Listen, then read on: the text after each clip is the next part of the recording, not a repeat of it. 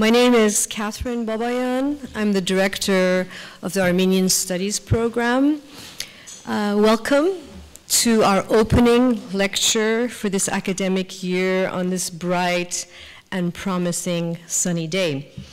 We are thrilled to have Aline Ohanesian with us today to inaugurate our year's theme, the futures of Armenian studies, as we look beyond last year's centennial program with a series of workshops that focused on the state of Armenian studies 100 years after the genocide. This year's program highlights the arts and the art of translation as we begin today with fiction and move into the visual arts with our guest, Manugian visitor Nina Khachaturian, who has just opened an exhibit named Armenity at the Venice Biennale on the island of San Lazzaro degli Armeni, which is still going on until the 3rd of November. Her exhibit explores themes of mapping, translation, and public space. Our second Manugian visitor, Gerard Papassian, works with the medium of theater and drama, staging performance of Armenian pasts. Papassian will be teaching a mini course on the history of Armenian theater at the Department of Near Eastern Studies in the spring semester. Translation is another feature that we will be highlighting in our program, a continuation of an inspiring workshop that Tamar Boyajan, assistant professor at MSU and member of our Armenian Studies Executive Committee, organized last year as we drew on the strengths of translation studies here at the University of Michigan. We will end with a graduate student workshop organized by Etienne Charrière and Ali Boljakan, both interchangeable.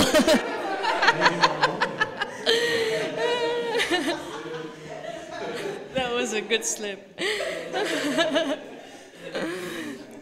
Both graduate students in comparative literature, on what promises to be a groundbreaking workshop entitled Translating Armenians, Armenians Translated, Rethinking Methodologies for Armenian Studies. I would also like to take this opportunity to welcome our 3 postdoctoral Manugian fellows. Every year, we have the fortune, thanks to the patronage of the Manugian families, to invite postdocs who newly minted PhDs from around the world to bring in their research, to teach, and also to lecture for us. And hopefully, we also nurture them, help them turn their dissertations into a book, and hopefully give them some guidance and some opportunity to then be settled in academia. Our 3 postdocs this year, and I would ask you to stand up, Murad Yildiz, whose works on the subject of sports and Ottoman body politics, Aline Ohanesian on labor migration, Armenian migrant workers into Russia and political consciousness, and Vahe Sahakian on compatriotic societies in the Armenian diaspora. I invite you to join us every month to hear about these 3 new directions of research in the field of Armenian studies. Right outside on the table, you have a program for this semester's lecture series. Last but not least, I would like to thank our programmer, Naira Tumanyan, who is a really gift to the Armenian Studies program, without whose efforts, really, and professionalism, none of this would have been possible, and with a sense of humor and with ease. So thank you, Naira Tumanyan.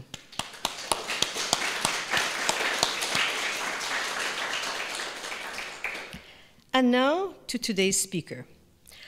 Aline Ohanesian is a second-generation Armenian born in Kuwait, where she was raised with both Armenian and Arabic spoken at home. Her family immigrated to Southern California to make a new home for themselves. Ohanesian's curiosity about her family's story first prompted her to pursue a master's degree in history. But she decided not to continue her PhD studies in history when she realized fiction was her preferred mode of writing and English her language of expression. Orhan's Inheritance is Ohanesian's first novel. In a year that has seen the publications of a large number of books that deal with the Armenian genocide, Ohanesian's book has generated much praise and accolades, from being named Amazon's best book of the month for April of 2015, to being among Barnes & Noble's Discover Great New Voices program. Yesterday, her book was showcased at the Carytown Book Fest thanks to this acclaim. Orhan's Inheritance was also a finalist for the PEN Bellwether Award for Socially Engaged Fiction and the Glimmer Train Best New Writers Award. It has also been long-listed for the Flannery Dunnan First Book Award. An international bestseller already, it has been translated into several languages. When Orhan's grandfather, Kemal Turkoglu, who built a dynasty out of making kilim rugs, is found dead in a vat of dye, Orhan inherits the decades-old business. But his grandfather's will raises more questions than it answers. Kemal has left the family estate to a stranger thousands of miles away, an aging woman in a retirement home in Los Angeles. Her Armenian name, Seda Melkonian, and the secrecy about her past only deepen the mystery of why Orhan's grandfather would have left their home to this Armenian woman. A historian at heart, Ohanesian has an eye for creating context and weaving cultural details to render history more realistic through the power of words and her craft of storytelling. I think one of the strengths of this novel is the dual position Ohanesian takes as an author.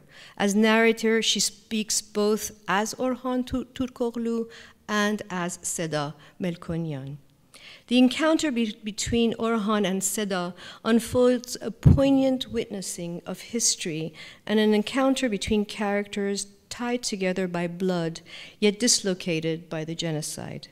Today, Aline Ohanesian will talk to us about the relationship between history and the ethics and aesthetics of representation. What is the role of fiction, she asks, for the witness and for the denier? And what role does fiction play in the consciousness and dissemination of contested historical events?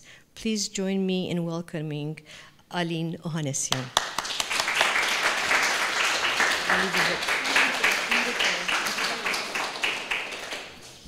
Hi, everybody. I can't believe how many people are here. This is wonderful. Thank you so much for having me. And I want to thank the Armenian Studies program for inviting me.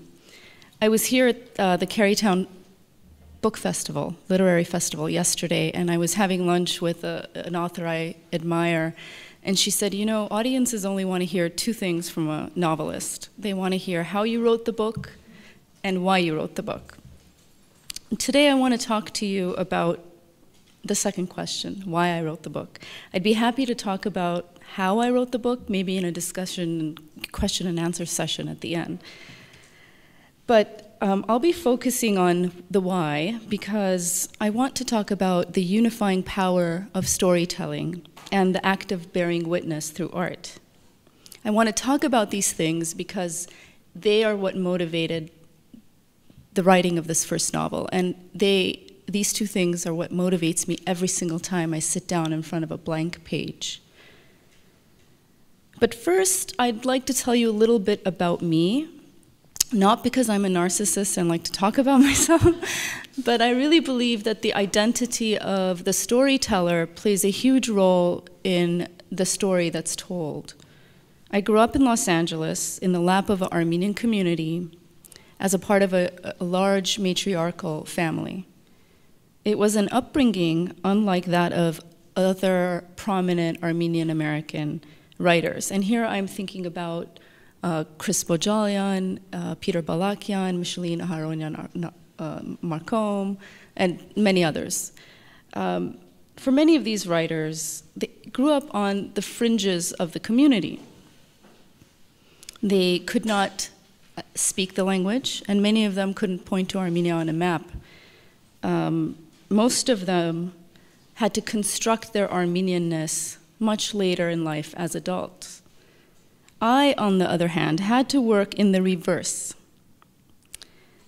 Since I attended one of the many Armenian preparatory schools in California, I grew up reciting Armenian poetry and committing Armenian history to memory. My Armenianness was not something problematic that needed to be compartmentalized or explained. In fact, it permeated absolutely every aspect of my identity. In many ways, I had to work in reverse from these other writers, struggling to construct what it means to be American. At first, as a child, this meant listening very carefully to the dialect of Scooby-Doo episodes. Later, as a teenager, it meant reciting by memory the entire Duran Duran album. And then later on, it meant a conscious effort to meet and interact with people outside of my community. I often refer to the community I grew up in as sort of like a Quaker community. You know, I didn't really meet an American, even though I was living in Los Angeles, until I got to UCLA, if you can believe that. By the time I entered graduate school, I was studying American history in earnest, still trying to figure out what it means to be an American. I had just finished the qualifying exams for my PhD when my husband asked me to join him in a course designed to expand paradigms and foster creativity. The instructor asked us to write down the things that make up our identity. I wrote down human, woman, mother, writer, and Armenian. Then we were all invited to cross out these words and replace them with a different word, preferably a word that would be the opposite of that word. This seemed like a very harmless exercise, and I was sitting all the way in the back, so I played along. I crossed out human and put down fish. When the instructor saw this, he asked me to be a little more specific, so I put down dolphin. They're friendly, you know, playful, they have the entire ocean to them. I was so far so good, what could be better? I was a dolphin. I crossed out female and replaced it with male. So I was a male dolphin.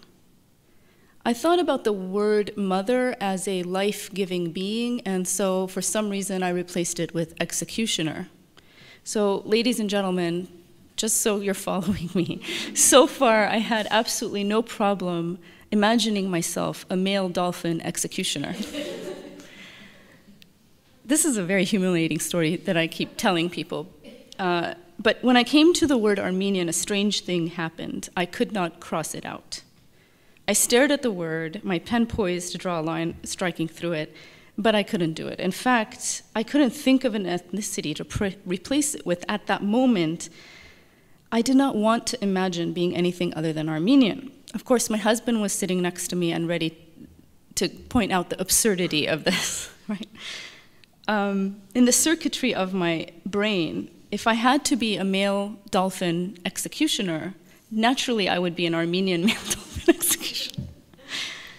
It was completely absurd. And I didn't consider myself a nationalist at all. I just was someone who was having a deep love affair with my own culture. I had by then already secretly started writing my first novel. I realized that being Armenian was so deeply ingrained in my psyche that shedding the skin for the purposes of storytelling would be a painful but necessary step.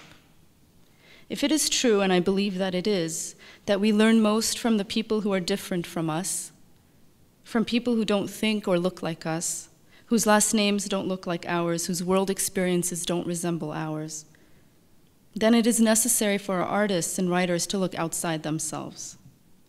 As a historian in training, I was seeking truth through the discovery of a multitude of verifiable facts. What I discovered as I devoted more and more time to fiction is that a novelist must tell a million lies to get to one truth. And this is true in the visual arts as well. Pablo Picasso once said, "We all know that art is not the truth. Art is a lie that makes us realize the truth." While history and politics considers the masses often analyzing the facts in terms of group identity, by race, gender or class or otherwise, literature is by necessity about the individual. A storyteller must devote herself to the subjective view of his or her characters. Everything in literature begins and ends with character. It is the identity of the main characters that determines the outcome of any story. After all, different people respond differently to a set of historical circumstances and plot elements. The best storytellers are those who are able to immerse themselves completely in the skin of their characters. A good storyteller knows how to make you identify with her characters because she herself has been living in their heads and walking in their shoes for months and sometimes years. The best stories are those that invite us to see the universe through the eyes of another. So it is not a coincidence that many of our Armenian American writers come from the periphery of our insular communities. What I began doing in that silly exercise is getting out of my own way, suspending the identity of the writer. And just as writing suspends the eye of the writer, reading also suspends the eye of the reader. Writing and reading are arguably the loneliest of art forms. Especially reading a novel, it's such a private, intimate, solitary affair. If you think about it, the space between an open book and a human being's heart is only about 6 or 7 inches. But a lot can happen in those 7 inches. Tears are shed in those 7 inches. The heart expands in those 7 inches. And when a book is very, very good, transformation occurs in those 7 tiny little inches. And by transformation, I mean not just of the reader and the writer, but the characters themselves as well. When I sat down to write my first novel, the person I wanted to transform most wasn't someone who resembled me either ethnically, politically, or in terms of gender. In fact, the reader I imagined was my exact opposite. He was male, he was politically apathetic, and he was Turkish. And that is how my protagonist, Orhan Turkoğlu, was born. Orhan is an average, decent, politically apathetic Turk. He is not a nationalist or a zealot. So why should he care about what happened 100 years ago? That is the question I set out to answer in my novel. That is the why of the novel. The novel begins, as Catherine said, when Orhan returns to his village for his grandfather's funeral, only to discover that his beloved Dede has left the family home to a stranger named Seda. He boards a plane to Los Angeles, where he discovers that Seda is a genocide survivor who's kept the details of her escape from Anatolia a well-guarded secret. She has no intention of talking to him. But as the story progresses, Seda's past comes crashing into Orhan's future. There are many themes in this novel, but one of the more important ones is the role that the past plays in our present lives. How does someone's personal, national, and historical past affect who he or she is today? Or to rephrase it, how does the organized and conscious erasure of the past affect an individual, a family, and a nation? I spent 7 years writing this novel and researching. I read every history book I could get my hands on. I scoured primary sources and even spent some time in a remote village in the province of Sivas, where the story is located. I did all of this in pursuit of historical accuracy. And though it was important work, it would mean nothing without the kind of in-depth character sketches that make the reader want to suspend and forget his or her own identity. What I'm talking about here is the possibility of transformation. And transformation cannot occur without empathy. What is being created between the reader and the characters in those 7 inches in any novel is empathy. Now, in the realm of politics and activism, empathy is considered impotent. It's considered naive and romantic. But in the world of literature, where it is the individual who matters most, empathy reigns supreme. All great stories must and do create empathy. It is through empathy that the reader connects to a character who in her real life she would label as other. So literature does create a language that transcends politics. It breaks down generalizations. It destroys binaries of us versus them. And as such, it can play a role in the acceptance and decimation of contested historical events. I believe that the unifying power of storytelling can in many ways serve to bear witness. Once the artist has persuaded the reader to put aside his own identity and prejudices for a moment, even if that moment is only a few hours, the writer can then bear witness to whatever personal or historical story she wants to portray. At that point, her responsibility is to create a moving experience for the reader by staying true to the emotional core of the story and by reaching as wide an audience as possible. To write Orhan's Inheritance, there were times when I was forced to suspend my own identity. It was not always easy, and it wasn't always what I wanted to do. I ask the same of my readers, whether they are descendants of genocide survivors like me, descendants of perpetrators, or people whose ancestors had nothing to do with the subject of this book.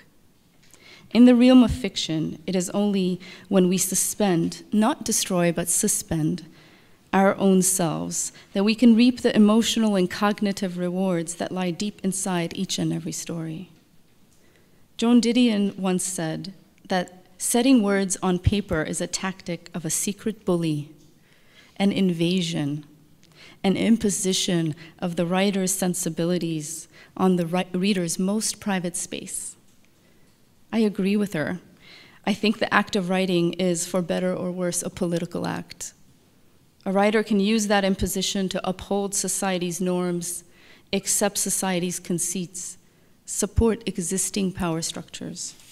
Or she can turn the reader's eye and ear toward stories that remain unheard, voices that have been deliberately silenced, and histories that continue to be denied. I hope I've done that with my work, and I hope I continue to do that with my work. Thank you so much for having me. I was wondering if you all wouldn't mind, I'll read the first 2 pages of my novel.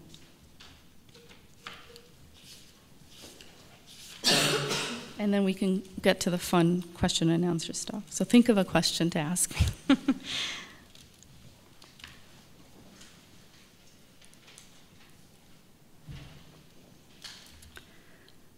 They found him inside one of 17 cauldrons in the courtyard, steeping in an indigo dye 2 shades darker than the summer sky.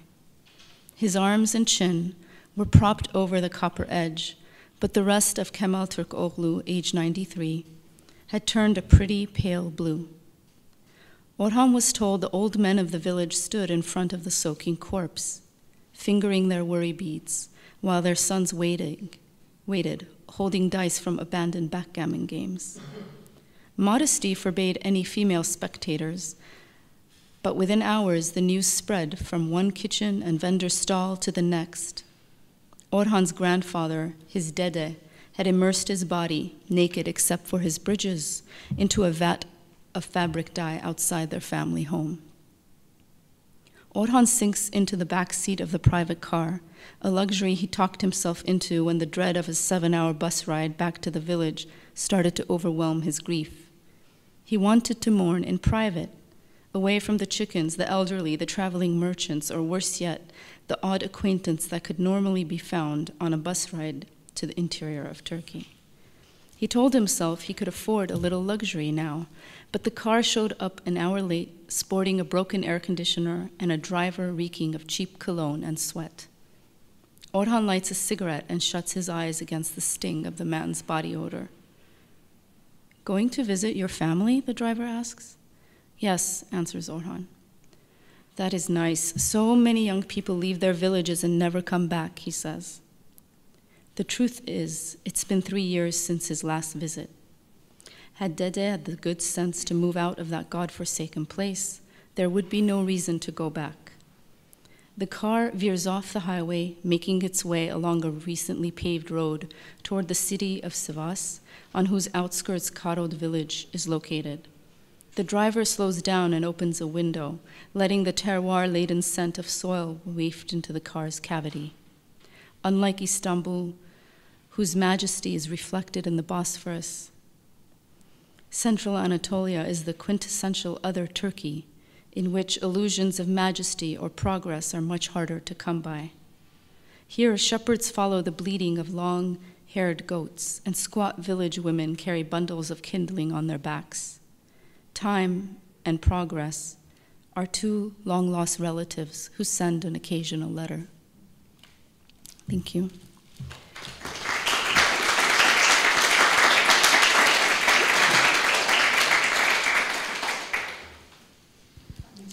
Yeah, I'd be happy to take questions about absolutely anything. I was really nervous speaking here. I've been touring for 9 months, but this is the first place where I knew everybody in the room was going to be smarter than I was.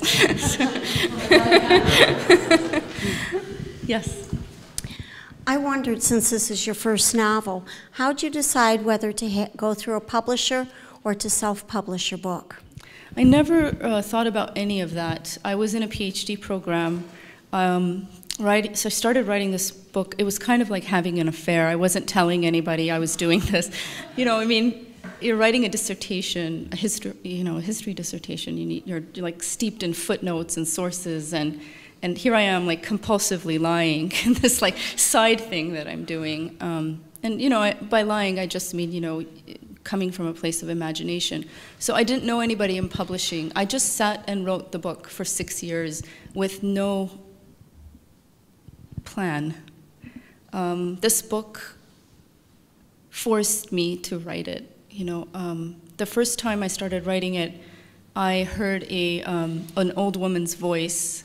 She was very feisty, and to be perfectly frank, I just got up and wrote down what she said, and I remember the 2 sentences because they ended up in the book. She said something about the futility of words and how sometimes the words are just not enough to explain an experience, that they sometimes bastardize. Once you go from the actual experience, by the time you attach words to it. I started thinking about this a lot, like, is there anything outside of language? And I started just sort of asking myself more about her and started making up things about her, borrowing things from my great-grandmother's story as well. So you're asking me, you know, how did it end up looking like an actual book with a, you know, I didn't even have an agent. Once I had the entire novel written, I figured I should probably show it to somebody. And I wrote a query letter to 10 agents in New York whose novels I admired, novels that they had represented. And I got 3 offers of representation, and it just went from there. Thank you. You're welcome. Any other questions? Yes. So the story that, thank you so much for your comments. You related a lovely story before you read the beginning of a gorgeous novel, which I have not read. So I'm going to ask you a question about the novel. It's based on ignorance. I don't think most people in the room have read it. So. Yeah. So the story that you told is probably a very familiar story to scholars, to students, or just to fans of American literature. And often the novel that grows out of the experience that you're describing is a novel about becoming American, right? It's a classic kind of Genesis backstory for American novels that are about becoming American. Is that part of the story that you ended up writing? I don't think so at all. The story is really about, you know, it's really for a modern Armenian and Turkish audience. I have friends who are Turkish who live in Turkey and abroad, and I grew up in a diaspora community. So this book is not really about becoming an American. I'm working on a book now that is very much about that. This book was really my way of dealing with, first of all, transgenerational grief, and secondly, sort of answering that question of why is this important to the average, you know, person in 2015, or that's when I was writing the book. So that was the question that was at the heart of it. Yeah. It's really about what does it mean to be Turkish today, and what does it mean to be Armenian today, and how those things are really interconnected, whether we want them to be or not. Any other questions? Tama? I'm actually curious if you ever considered writing this in Armenian and why you chose English. Oh, you know what? My Armenian is not bad. I'm actually kind of proud because, you know, I grew up in the diaspora and my Armenian is okay, but it's nowhere near. I don't have a command of the language that I do in English. It is being translated to Armenian currently, so I'm eager to see what that translation is going to look like. I'm also very nervous about that translation. Yeah. Yeah, thank you very much for the lecture. That was wonderful. And you're smarter than a lot of people in this room. I'm just looking around. The two sentences that you said struck me, and I wonder how they're related. One I really like as a historian, and you're also a historian, and that is that the act of writing is a political act. And lots of us in this history department, our chairwoman is here actually, would say that history, the writing of history, is political, maybe the most political of all sciences. And the other thing you said, which also to me is very positive, is that you're not a nationalist. No. So how do these things come together? In what way are you using the literary form as a political wedge to question some of these nationalist things which so dominate the Armenian imagination? Yeah, absolutely, I am. I think, you know, a political act comes from which stories do you choose to tell? You know, that in itself, and then how you choose to tell them. You know, I had read absolutely every single book, novel that was about the Holocaust or the Armenian genocide. I have a huge collection of books, very dark taste in reading. Only I would take, you know, genocide books to the beach. But, you know, I read all of those books, and I felt like, other than the gendarme, no one had really written from the perspective of a modern-day Turk. And I felt that that was important. I felt it was important not to vilify the other and to exclusively. And to, so that's where the politics lies, is in which story you tell, you know, is a political decision, and then how you choose to tell it. I don't consider myself a historian because I never finished my PhD. I never filed my dissertation. I have a great respect for historians, and I read a lot of history books because I think if I wasn't a novelist, I would be a historian. I just think that it's incredibly important work that historians do, and without those kinds of histories, I wouldn't be able to, you know, let my imagination soar. I need those sources and the summary of those sources to proceed, even in my current work now, which is in, you know, 19th century California history. But I rely on historians, and, you know, their work is political. When I was a history student, you know, we talked a lot about, you know, is there such a thing as, you know, an objective truth, like, you know, an apolitical history, and I don't think there is. So I don't know if I answered your question, but yeah. I want to say one more thing. Toni Morrison has this great quote. I don't remember it exactly, but someone asked her, you know, is her work political? And she literally used the word, she said, anyone who thinks their work is not political is full of shit, and she used the word shit. And she said basically the people who say their work is not political are people who are upholding the status quo. And so I happen to agree with her. It's a good person to agree with. Yes. Oh, I'm sorry. I'm sorry. No, I don't need that. Okay. Thanks. Oh, you need me to use that? Okay.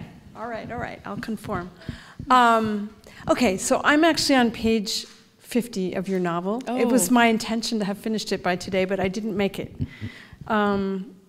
And it's wonderful. I'm entranced. But I want to push you just a little, even though it's slightly unfair, okay, because you came here and you're a novelist, but you kind of constructed a little bit of a contrast between historical writing and fiction.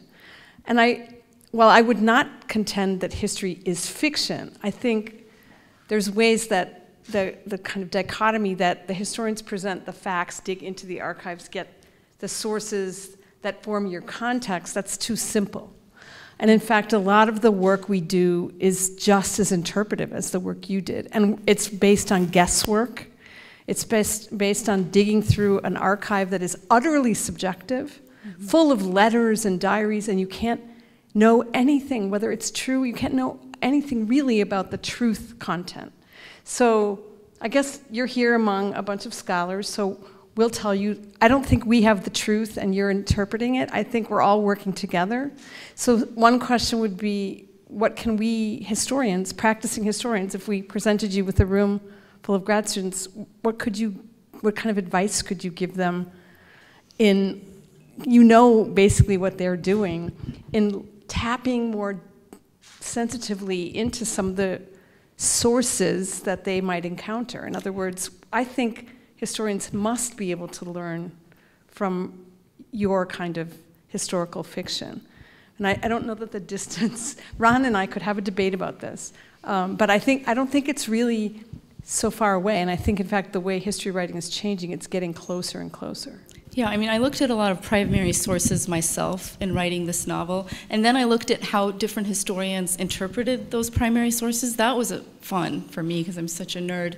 But, I looked at even Erik Erikson's book. He's a famous denialist, and how he interpreted the primary sources versus someone like, some other people who I admire.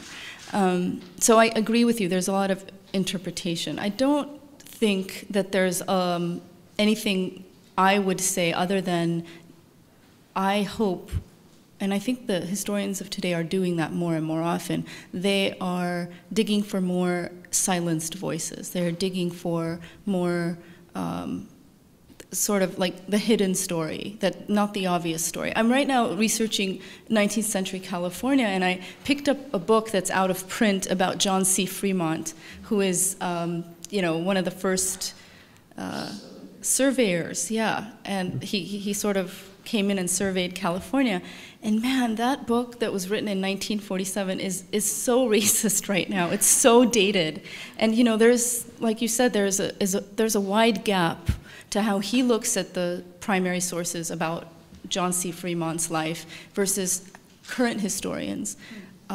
So I really don't want to give any scholars advice. I feel like the scholars need to do what they think is best, and then I could come to their work and select what would be useful for my narrative. Believe it or not, that racist historical biography is going to be useful to me, Yes. Thank you so much for the presentation. And not to belabor the issue of history, I'm curious, so I have two questions. One is, what was the dissertation actually about? And the other question is really about the reception of the work with the community in Los Angeles. And so I was really curious about and really intrigued by your description of the way in which you really were embedded in the community and you juxtaposed yourself with others who actually are kind of on the fringes of the community. So I was curious to know, one, if you're residing, I think you're residing in Los Angeles now? No, okay. But what has been the reception with the community and various different elements of it? Did you ask me what's the perception? Perception, reception. Reception. I left the community when I was 18 and I never looked back. I am sorry, I have a cold, so. I actually have family in the community. I have a lot of respect and love for the community. I'm not crying, I'm just very sick, sorry.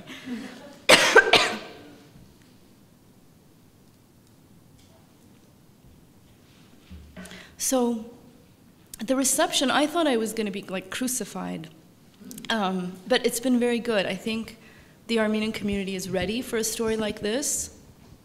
There was the other day, someone I know from the community who's high up in one of the organizations sent me an email from Rome. I'm sorry, not from Rome. Yeah, from Rome. No, Beirut. It was Beirut. She was in Beirut, and she said she walked into Arachnortz, the prelate, the head, religious patriarch. I don't even know what they call him. That's how disconnected from the community I've become. Rame? What do they call him? The prelacy. She walked into the head honcho's room, and my book was sitting on his desk. And you know, there's a sex scene in the book, and I just almost had a conniption because I couldn't imagine like the leader of our church reading, you know, my sex scene between a Turk and an Armenian. So, and you know, I've been very surprised, you know, and I also was expecting some, you know, harassment from certain like Turkish nationalists. I mean, nationalists are everywhere, and I was expecting to be harassed by both sides, and I haven't had that experience at all yet. So I do want to say I don't think I could have written this book had I not left the community. A lot of perspective came when I left the community. I traveled to Armenia when I was 15. I graduated high school when I was 16. And that's when I left. I left all the organizations that I was a member of. I left the community, and it helped me see things more clearly. So I do consider myself an exile, even though I'm only living like an hour and a half away from Los Angeles. But I'm also an exile from my sort of mother country. I identify as Armenian. I have a lot of emotional feelings about Armenia, and as I said, I'm having a love affair with my own culture. So. I just followed you. You said you left Kuwait when you were quite young. Yes, I was 3. So do you have any familial connections? No. My dad was there for a job, and we were there very briefly. Any other questions? I promise not to cough. And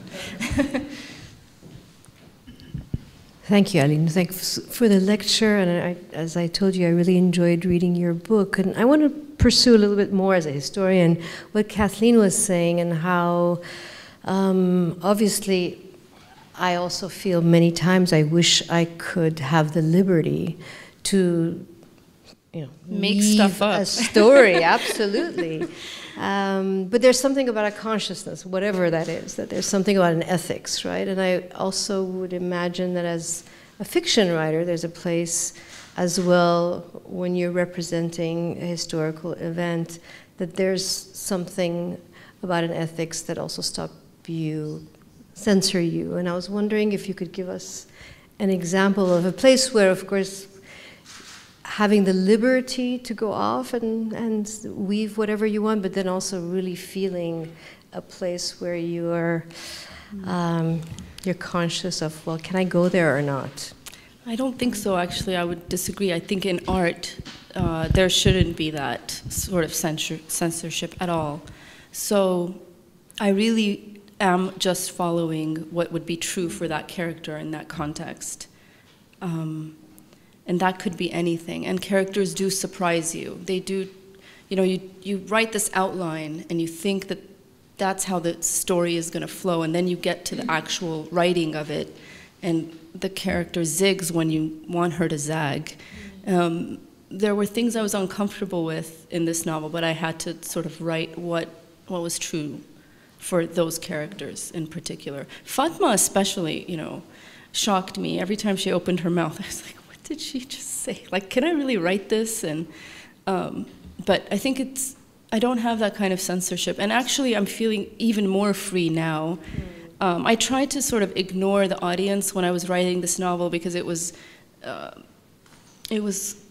paralyzing me with fear, just imagining these two contentious communities reading this novel. So I had to sort of put that out of my mind and just write the story. That's why I kind of wrote it in secret. I didn't even want to talk to anybody about what I was writing. That's true for me. I don't know if it's true for every fiction writer, but I definitely felt that when I was in the history department, which is why I left the history department, so I could not have my conscience kind of directing me. I understand. Any other questions? No? Well, thank you so much. Thank you so much.